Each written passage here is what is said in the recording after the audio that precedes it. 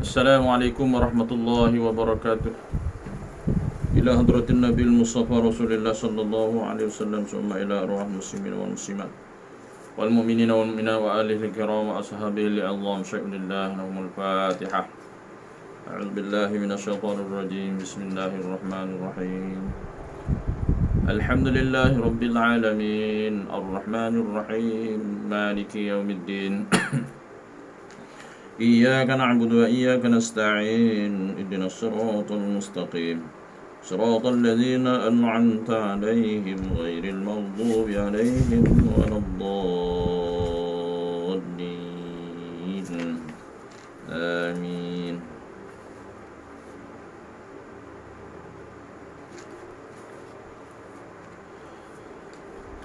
أعوذ بالله السميع العليم من الشيطان الرجيم. بسم الله الرحمن الرحيم. بسم الله ما شاء الله لا يسوق الخير إلا الله. بسم الله ما شاء الله لا يصرف السوء إلا الله. بسم الله ما شاء الله لا يأتي بالحسنات إلا الله. بسم الله ما شاء الله ما كان من نعمة فمن الله. بسم الله ما شاء الله ولا حول ولا قوة إلا بالله العلي العظيم.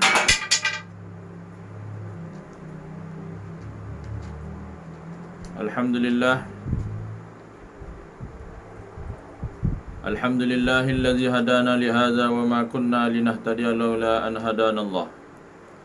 أشهد أن لا إله إلا الله وحده لا شريك له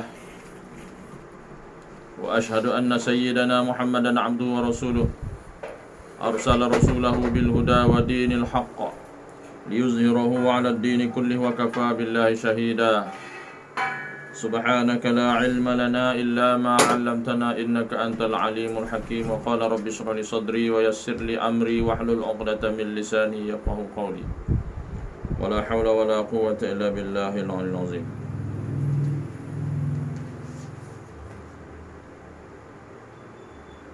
اللهم صل على سيدنا محمد الفاتح لما أغلق والخاتم لما سبق ناصر الحق بالحق والهادي إلى صراطك المستقيم وعلى آله وصحبه حق قدره ومقداره العظيم. الصلاة والسلام عليك يا سيدي يا رسول الله. خذ بيدي قلت حيلتي أدركني. وصلى الله على سيدنا محمد وعلى آله وصحبه وسلم والحمد لله رب العالمين. قال الله تعالى في كتابه الكريم أعوذ بالله من الشيطان الرجيم. بسم الله الرحمن الرحيم. والعصر إن الإنسان لفي خسر إلا الذين آمنوا وعملوا الصالحات وتواصوا بالحق وتواصوا بالصبر. صدق الله العظيم. Saya muliakan tuan-tuan dan puan-puan, muslimin, muslimat, mukminin dan mukminat, hadirin, hadirat sidang jemaah rahimakumullah. Semoga kita semua diberi kesihatan yang berpanjangan oleh Allah SWT. Amin. Alhamdulillah, baiklah kita sama-sama merafakkan setinggi kesyukuran kepada Allah Subhanahu Wa Taala kerana dengan limpah izinnya serta inayah dan riayahnya maka kita dapat sama-sama lagi dalam majlis ilmu. Semoga hati kita tidak akan mati. Semoga hati kita yang lembut, yang keras menjadi lembut dengan majlis ilmu. Dan majlis ilmu ini memberi pesan kepada hati kita mendapat taufik serta hidayah oleh Allah Subhanahu Wa Taala supaya kita dapat melalui sampailah kepada ma'rifatullah insya-Allah. Baik. Tak lama lagi kita akan menyambut awal Muharram. Jadi jangan lepaskanlah peluang yang ada itu sama kita membaca doa akhir tahun, awal tahun pada awal Muharram. Dan pada bulan Muharram disunatkan kita berpuasa lah 1 hingga 10 Muharram. 9 Muharram puasa Tasu'a, 10 Muharram puasa Ashura. Dia kata puasa Muharram, hari Ashura 10 Muharram. Diampunkan dosa kita setahun sebelumnya. Okey. Jadi kita ambillah kesempatan yang ada ni untuk kita sama-sama beramal ibadah, mengikhlaskan diri kita kepada Allah SWT sebagai bekalan akhirat, insya-Allah. Baik tuan-tuan dan puan-puan muslimin muslimat, mukminin mukminat, hadirin hadirat sidang jemaah rahimakumullah. Baik. Kita kitab tauhid dah habis dan kita selang-seli dengan tasawuf. Baik, malam ni kita buka kitab baru. Okey, kitab baru yang mana yang belum ada boleh beli ya. Iaitu kitab tasawuf. Tasawuf itu kita baca kitab Mukasyafatul Qulub, Mukasyafah Al-Qulub, iaitu menyingkap hati menghampir ilahi ya. Menyingkap hati menghampir ilahi. Itu karangan nukilan Hujjatul Islam Imam Al-Ghazali rahimahullahu taala. Qala musannifu wa nafa'ana bi 'ulumihi fid dharain amin ya rabbal alamin. Baik. Kita baca kitab ini, kitab tasawuf.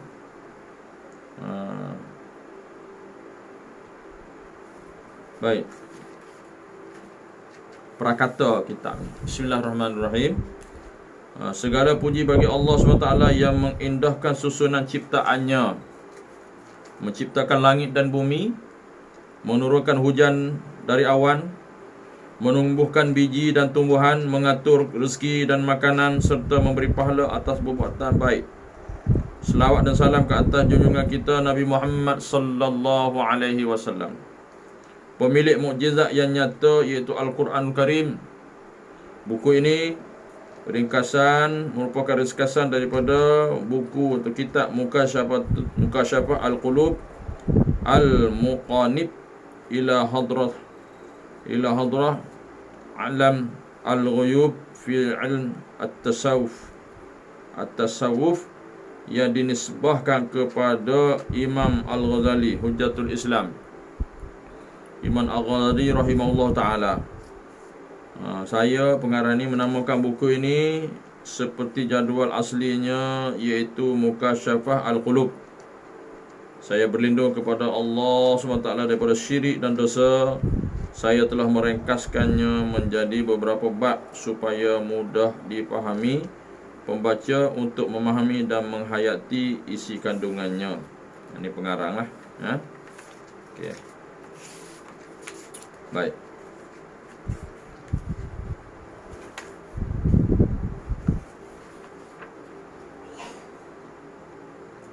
Okey. Sedikit biodata Imam Al-Ghazali. Itu nama penuh beliau ialah Abu Hamid Muhammad Ibn Muhammad Al-Ghazali. Dilahirkan di Tus pada tahun 450 Hijriah. Kata Hujjatul Islam Zainuddin Al-Tusi adalah gelaran baginya. Baik. Di dalam sumber dikatakan bahawa ayahnya seorang yang soleh. Beliau tidak makan kecuali daripada hasil usahanya sendiri. Mata pencariannya ialah memintal bulu biri-biri dan menjualnya di kedai. Ketika ajal hampir tiba, beliau menyerahkan Al-Ghazali dan saudaranya Ahmad kepada rakan qaribnya, seorang sufi dan dermawan. Ini kisah sedikit lah, panjang nak baca ni. Mukadimah sikit lah.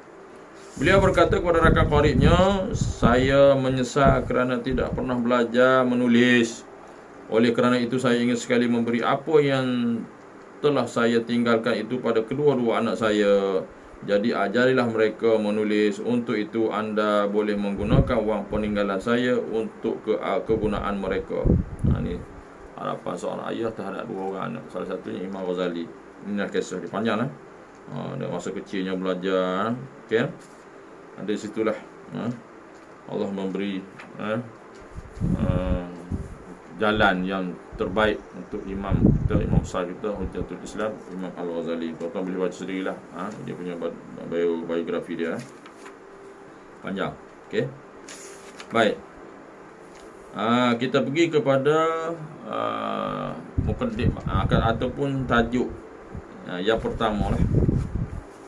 Tajuk yang pertama iaitu membicarakan al-khauf.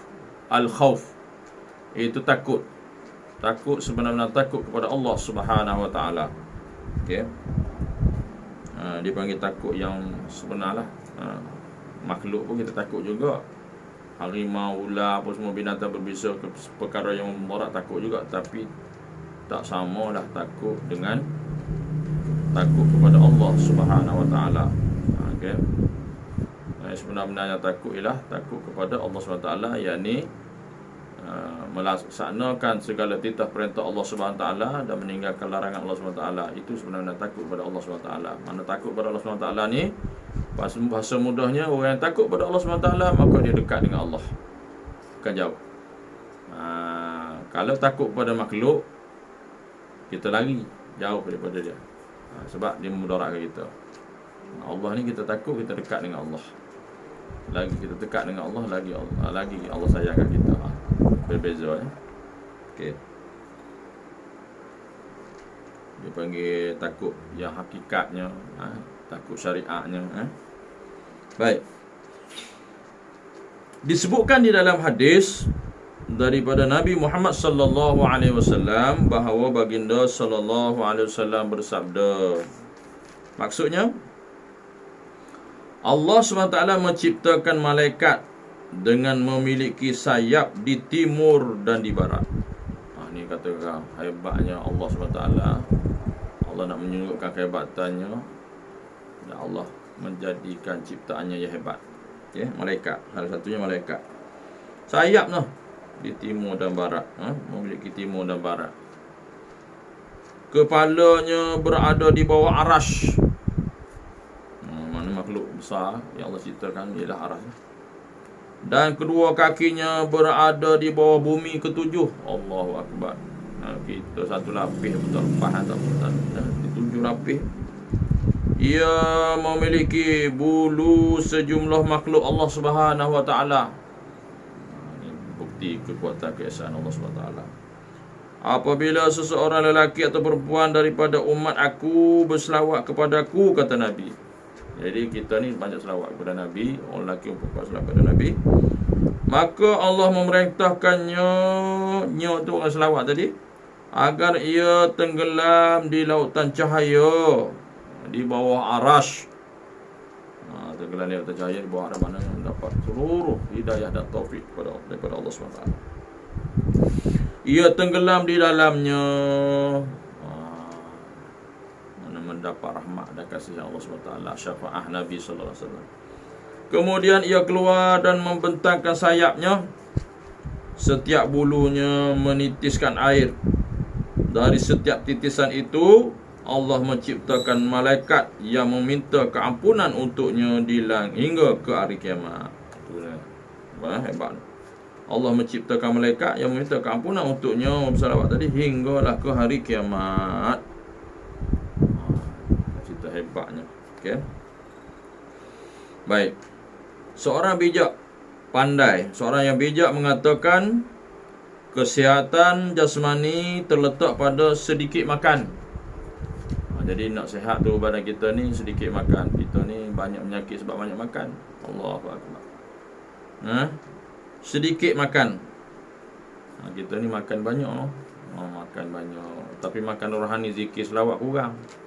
Berbeza dengan Nabi dan para sahabat, para wali Allah, sedikit makan, banyak zikir. Tengok wali-wali Allah, kadang-kadang puasa sepanjang hari, Masya Allah. Kecuali hari-hari yang diharamkan puasa. Wali Allah. Dia kata ni, kesihatan jasmani terletak pada sedikit makan. Keselamatan roh terletak pada sedikit dosa.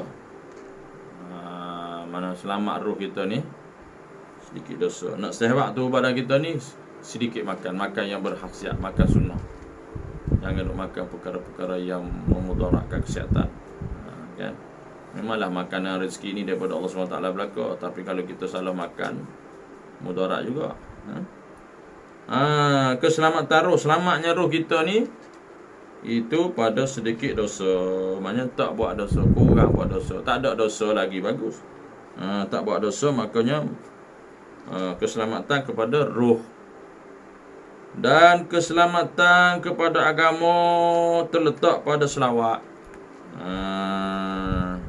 Mana nak selamat kita ni, agama kita ni nak selamat, agama kita ni terletak pada selawat kepada manusia yang terbaik pilihan Allah SWT, iaitu junjungan mulia kita Nabi Muhammad sallallahu alaihi wasallam. Banyakkan selawat. Kira selawat Jibril ke sallallahu ala Muhammad. Jelas selawat Nabi Khidir sallallahu ala sayyidina Muhammad. Macam-macam selawat boleh. Allahumma salli ala sayyidina Muhammad wa ala ali sayyidina Muhammad boleh. Selawat yang paling bagus sekali ialah selawat Ibrahimiyah lah. Allahumma salli ala sayyidina Muhammad wa ala ali sayyidina Muhammad kama sallaita ala sayyidina Ibrahim wa ala ali sayyidina Ibrahim wa barik ala sayyidina Muhammad wa ala ali sayyidina Muhammad kama barakta ala sayyidina Ibrahim wa ala ali sayyidina Ibrahim wa barik ala sayyidina Muhammad wa ala ali sayyidina Muhammad kama barakta ala sayyidina Ibrahim wa ala ali sayyidina Ibrahim fil alamin innaka Hamidum Majid.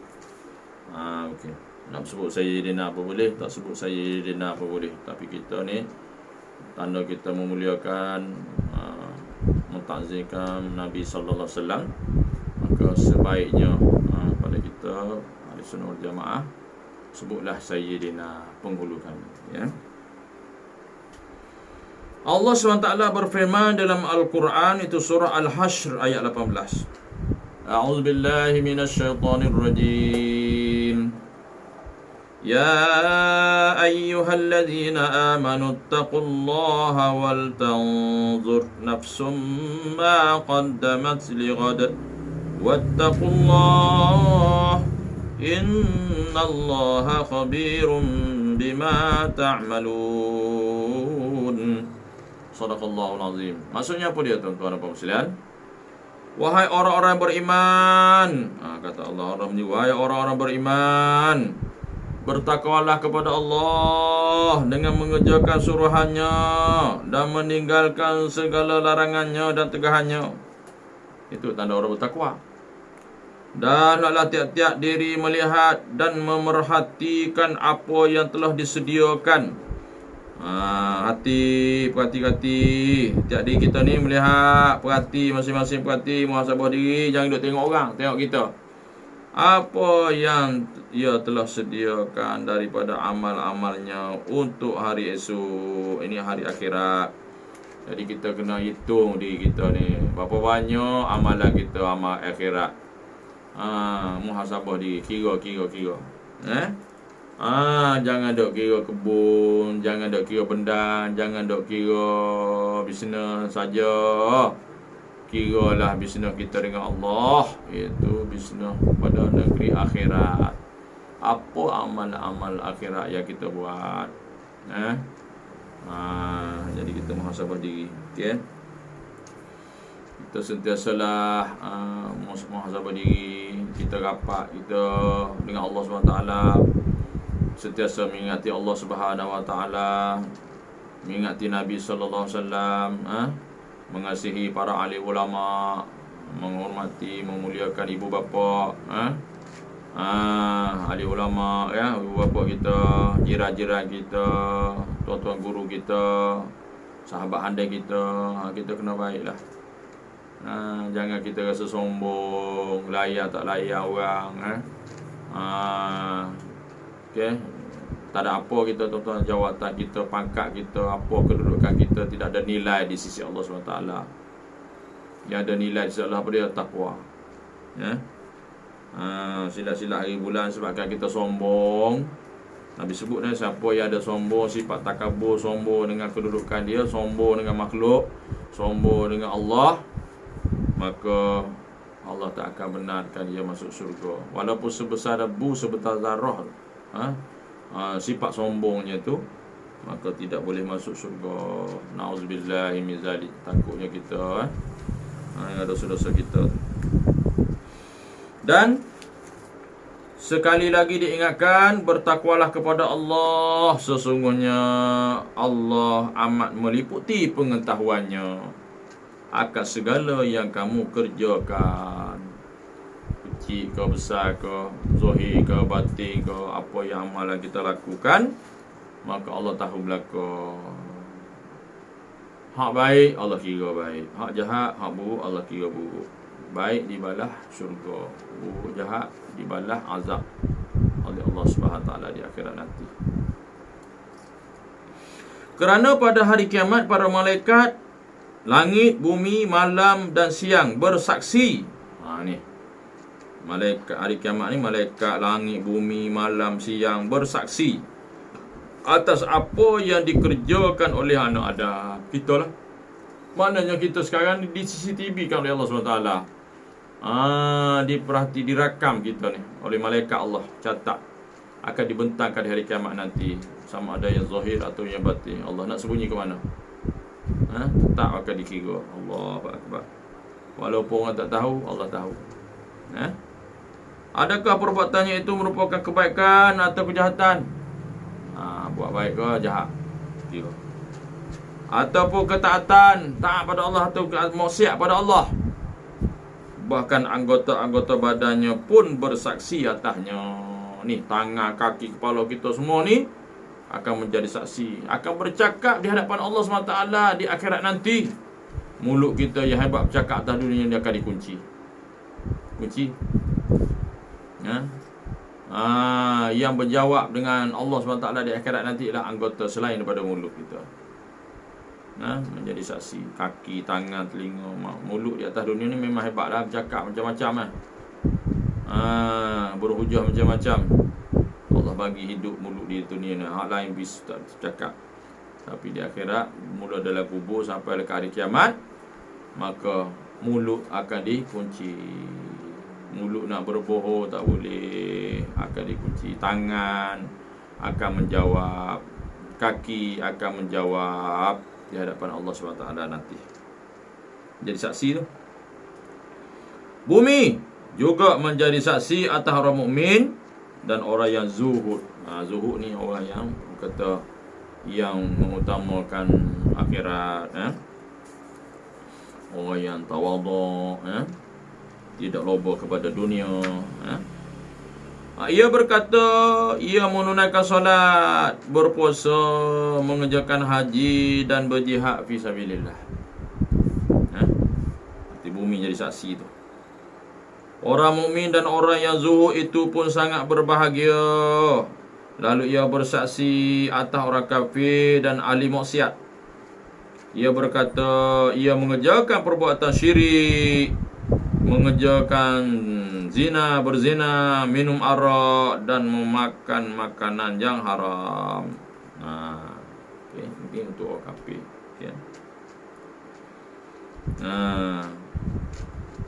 Aduhai, betapa celakanya dia. Dia tidak dapat membela diri di dalam penghisaban Zat yang Maha Pengasih di antara yang para pengasih. Semua akan menjadi saksi di akhirat nanti. Orang mukmin adalah orang yang takut kepada Allah Subhanahu taala dengan seluruh anggota badannya. Sebagaimana dikatakan Al-Faqih Abu Lais bahawa tanda ketakutan kepada Allah Subhanahu wa taala itu dapat dilihat pada 7 perkara. Maknanya tanda ni, ada tanda dia. Ulama sufi Abu Lais As-Samarqandi dia kata tanda-tanda kita ni takut kepada Allah itu dapat dilihat pada 7 perkara. Yang kita sebut anggota 7 tu kan. Allahu Akbar. Baik. Apa dia tu? Tuan-tuan dan puan sekalian, Allahumma salli ala sayyidina Muhammad wa ala ali sayyidina Muhammad. Yang pertama, lidahnya. Kita tengok apa dia? Yang kata anggota yang takut ni, lidah yang takut pada Allah SWT, apa dia? Lidah yang takut pada Allah SWT, lidah yang beriman. Yang pertama iaitu ia mencegah, itu lidahnya, ia mencegahnya dari berkata dusta. Mencegahnya kitanya kepada kita ni, lidah kita ni mencegah kita daripada berkata dusta. Dia kata zina lidah ni apa? Zina lidah ni berdusta, berbohong, maki hamu. Perkara-perkara yang keluar daripada mulut ni perkara yang yang jahat dikatakan zina lidah, dosa. Berkata dusta, bercakap bohong. Itu tanda tak takut pada Allah. Mengumpat, dosa lidah. Memfitnah, menipu, dan daripada perkataan yang tidak berguna, perkataan tidak berguna sia-sia tu, dengan lidah, ya. Sebab itulah kata-kata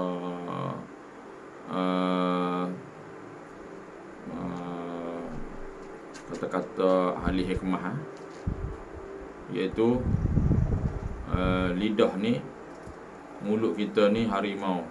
Dia kata mulut kamu harimau kamu. Lidah ni adalah senjata yang paling tajam pada diri kita. Lidah, ya, lidah. Kerana lidah juga kita akan dapat masuk syurga, dan kerana lidah juga akan dicampakkan ke dalam neraka Allah SWT. Waliyazabillah, na'udzubillah min zalik. Ya. Sebaliknya ia disibukkan dengan zikrullah, itu zikir kepada Allah, zikrullah, ingat kepada Allah Subhanahu Wa Taala. Ni tadi lidah yang jahat tadi, lidah yang kufur jahat-jahat tadi, yang tak takut pada Allah tadi, lidah tu guna untuk mengumpat, dusta, fitnah, menipu, dan perkataan tidak berguna. Sebaliknya lidah yang beriman, lidah yang baik, ia disibukkan lidah dengan zikir kepada Allah, membaca Al-Quran, menghafal ilmu dan sebagainya. Ya tuan-tuan, baik, ini baru satu. Dah esok nak masuk waktu dah tuan-tuan, cukuplah setengah jam lebih kurang. Baik, kita akan sambung lagi akan datang, iaitu ada lagi 6 perkara lagi. Lidah, kalbu, yang kedua kalbu, iaitu hati. Itu yang ketiga pandangan mata, itu mata. Yang keempat perut. Yang kelima tangan. Yang keenam kaki. Yang ketujuh ketaatan kita kepada Allah SWT. Ada 7 perkara. Perkara ni yang dikata tanda-tanda orang yang takut kepada Allah SWT, ya, dibukti dengan lidah. Kita dah baca yang pertama. InsyaAllah kita akan sambung tentang itu hati, qalbu. Wallahu a'lam bissawab. Cukuplah tuan-tuan mukadimah. Baik, mukadimah pada malam ini insyaAllah. Baik, kita akan sambung akan datang insyaAllah. Jadi kitab yang kita baca, kalau tuan-tuan nak beli, boleh belilah ni. Kita ada, okey, tu Mukasyafatul Qulub, okey, Mukasyafatul Qulub, boleh carilah, okey. Harga dia RM44. RM44, ya. Iaitu beli dengan Intim, ya. Intim. Intim Publisher. Intim Publishing, silap. Intim Publishing. Okey. Boleh Google lah sekarang ni, Google online. Buka Intim Publishing, ada nombor telefon situ, Damansara Kuala Lumpur. Boleh juga nak telefon kat dia tu, iaitu 03 626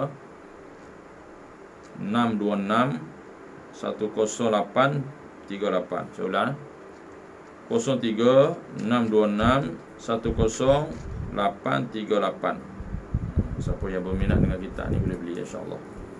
RM44. Mungkin sekali dengan push, mungkin push tak masuk push lah, kalau push harga lain. Wallahu a'lam. Semoga kita dapat ambil pengajaran dan tiba pada malam ini insya-Allah sedikit ilmu mukadimah yang baik daripada Allah SWT, yang lemah yang kurang daripada kejahilan kelemahan diri saya sendiri. Saya mohon ampun kepada Allah SWT. Ya Allah, ampunlah dosa-dosa kami, ya Allah. Allah, saya mohon ampun dan maaf daripada tuan-tuan dan puan-puan sekalian. Yang baik daripada Allah SWT, yang lemah yang kurang daripada kelemahan kejahilan diri saya sendiri. Kita tangguh pada diri kita dengan tasbih kafarah dan suratul asri. Subhanallah. Subhanakallahumma bihamdika asyhadu an la ilaha illa anta astaghfiruka wa atubu ilaik. Amin. Subhanakallahumma bihamdika asyhadu an la ilaha illa anta astaghfiruka. Amin. Wa zalamtu nafsi faghfir li. Subhanakallahumma bihamdika asyhadu an la ilaha illa anta astaghfiruka wa atubu ilaik. Amirtu su'an wa zalamtu nafsi faghfir li fa innahu la yaghfiru dzunuba illa anta. Bismillahirrahmanirrahim. Wal 'asri innal insana lafi khusr illa alladhina amanu wa 'amilus shalihat wa tawasaw bil haqq wa tawasaw bis sabr. Shadaqallahul azim. Itu saja, kan? Wabillahi taufiq wal hidayah. Assalamualaikum warahmatullahi wabarakatuh. A'udzubillahi minasyaitonir rajim. Alhamdulillah bil alamin wassalatu wassalamu ala rasulillah wa ala alihi. Radina billahi rabbil alamin sallallahu Muhammad sallallahu alaihi wasallam. Allahumma ta'ala Allahumma faqina fi din wa alina ta'awudina sallallahu. Allahumma arina al-haqqa haqqan warzuqna ittiba'ahu wa arina al-batila batilan warzuqna ijtinabah. Allahumma ij'al jam'ana hadza jam'an marhuma wa tafarruqana min ba'di tafarruqan ma'suma.